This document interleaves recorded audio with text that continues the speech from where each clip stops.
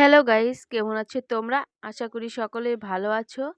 আমি তেরকমটা ভালো নেই বন্ধুরা, কারণ আমি শীতে একটু দুর্বল তো। আমি শীতের ভিতরে একটু কাজ করতে খুবই কষ্ট হয় বন্ধুরা। আজকে হচ্ছে বাজার থেকে সকাল সকাল একটা পাঙ্গাস মাছ এনেছে, বড় একটা পাঙ্গাস মাছ। দেখো বন্ধুরা, এই দেখো পাঙ্গাস মাছটা অনেকটাই বড়। আমার কাটতেও অনেকটা কষ্ট হচ্ছে বন্ধুরা। আজকে এখন এই পাঙ্গাস মাছটা কেটে পাঙ্গাস মাছের ভুনা পাতলা ঝোল রান্না করব। আজ বাজার থেকে বাবা এই পাঙ্গাস মাছটা এনেছে। অনেক দিন ধরে পাঙ্গাস মাছ খেতে চাচ্ছে, কিন্তু বলো একটা পাঙ্গাস মাছ কিনতে গেলে অনেকটা টাকারই প্রয়োজন। কারণ ছোট পাঙ্গাস তো খেতে ভালো লাগে না, কেমনটাই লাগে। সেই জন্য পারছিলাম না। আজকে অনেক মানে কায়দায় টাকাটা জোগাড় করে একটা বড় পাঙ্গাস মাছ এনেছে। দেখো বন্ধুরা, পাঙ্গাস মাছটা কাটতে আমার অনেকটাই কষ্ট হবে মনে হচ্ছে, কারণ আমাদের বটিটা একদমই ভালো না, নর্মাল। টাকার অভাবে একটা বটিও তৈরি করতে পারছি না। কি করব বলো? এভাবেই তো চলতে হবে। সংসার জীবনটা হচ্ছে যুদ্ধের জীবন, তাই না বন্ধুরা? যাই হোক, দেখতেই তো পাচ্ছ মাছটা কাটতে অনেকটাই কষ্ট হচ্ছে। এমনিতেই বড় মাছ, তারপর হচ্ছে বটিটা ভালো না, তাই আমার কাটতে অনেকটাই কষ্ট হচ্ছে বন্ধুরা। এই তো মাছটা কেটে নিয়েছি, এখন পুছাটা কাটছি। এই তো ভালোভাবে পুছাটা কেটে নিলাম। বাবা পাঙ্গাস মাছ খেতে পছন্দ করে, কিন্তু সবাই তো আর পাঙ্গাস মাছ পছন্দ করে না, তাই না বন্ধুরা? কারণ পাঙ্গাস মাছ হচ্ছে অ্যালার্জি জাতীয় অনেক তৈলাক্ত মাছ, তো দেখা যায় গ্যাসের সমস্যা হয়। সেই জন্য অনেকেই খাওয়া পছন্দ করে না। আর পাঙ্গাস মাছ হচ্ছে বেশি একটা ময়লা আবর্জনা খায়, সেই জন্য অনেকে খেতে পছন্দ করে না। তো আমি যে একটা ভালো খাই সেটাও না, আবার একেবারে যে খারাপ খাই সেটাও না। দেখা যায় মাঝে মধ্যে আনে তো খেয়ে নেই, আর পরাপর আনলে দেখা যায় খেতে ইচ্ছা চায় না, মনটা সেরকম খেতে চায় না। কিন্তু অনেক দিন পরে আনলে দেখা যায় একটু একটু খেয়ে নেই। তাতে দেখা যায় সাদাভাবে রান্না করলে একেবারে খারাপ লাগে না, একেবারে মাংসের মতন করে রান্না করলে ভালোই লাগে।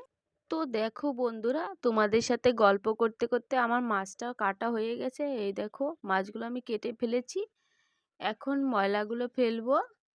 এটা হচ্ছে মাছের তো তেল, দেখো সাদা সাদা তেল হয়েছে, কারণ পাঙ্গাস মাছের ভিতরে তেলটা হয়েই থাকে বেশিরভাগই। আর এই মাছটা অনেকটাই তেল হয়েছে, আবার সঙ্গে একটু ডিমও হয়েছে। দেখো বন্ধুরা, ওদিকে সোনাবাবু ডিমটা খেতে অনেকটাই পছন্দ করে। ডিম দেখে অনেক খুশি হয়, দেখা যায় সে বলে মা মা আমি ডিম খাবো। আর বাচ্চারা তো বেশিরভাগই দেখা যায় ডিম ডুম দেখলে পছন্দই করে বেশি, ওরা ডিম খেতেই বেশি পছন্দ করে, তাই না বন্ধুরা? দেখো বন্ধুরা, হয়ে গেছে কাটা। এখন ময়লা পরিষ্কার করছি, ময়লাগুলো দূরে ফেলে দিয়ে ভালোভাবে পাঙ্গাস মাছটা ধুয়ে নেব। অনেকটা সুন্দর করে ধুয়ে নেব, কারণ সুন্দর করে না ধুলে মাছটা একটু গন্ধ গন্ধ করে, তাই না? তো যাই হোক, মাছগুলো এখন ভালো করে পরিষ্কার করে নেব, অনেকটাই সুন্দর করে পরিষ্কার করে নেব। তো দেখো বন্ধুরা, মাছগুলো ভালো করে পরিষ্কার করে নিয়েছি লবণ টবণ দিয়ে। এখন মাছগুলো হলুদ দিয়ে মেখে কড়াইতে ভাজতে শুরু করে দিয়েছি। দেখো মাছগুলো অনেকটাই তেল ছিল, তেল উঠেছে।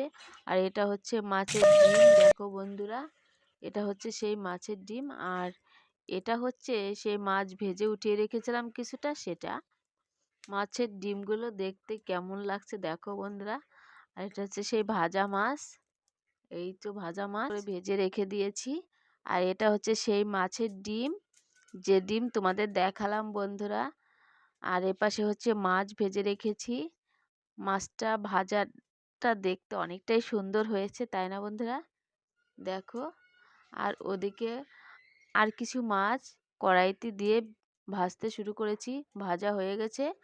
আর এটা হচ্ছে পেঁয়াজ বাটা, হচ্ছে রসুন বাটা, মরিচ বাটা, আর হচ্ছে আদা বাটা দিয়েছি তেলের উপরে।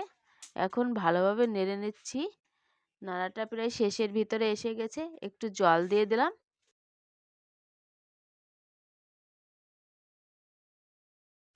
মশলাটা একটু কষানো হয়ে গেলে তারপরে বেশি করে জল ঢেলে দেব।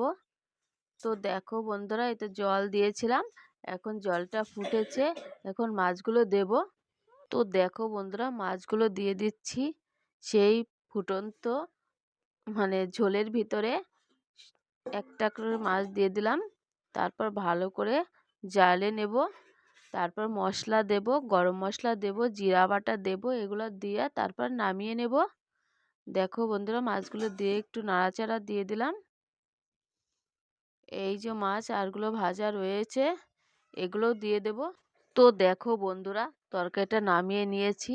তরকারিটা দেখতে অনেকটাই ভালো হয়েছে, তাই না বন্ধুরা? ভিডিওটি যদি ভালো লাগে অবশ্যই লাইক করো, কমেন্ট করো, সাবস্ক্রাইব করো।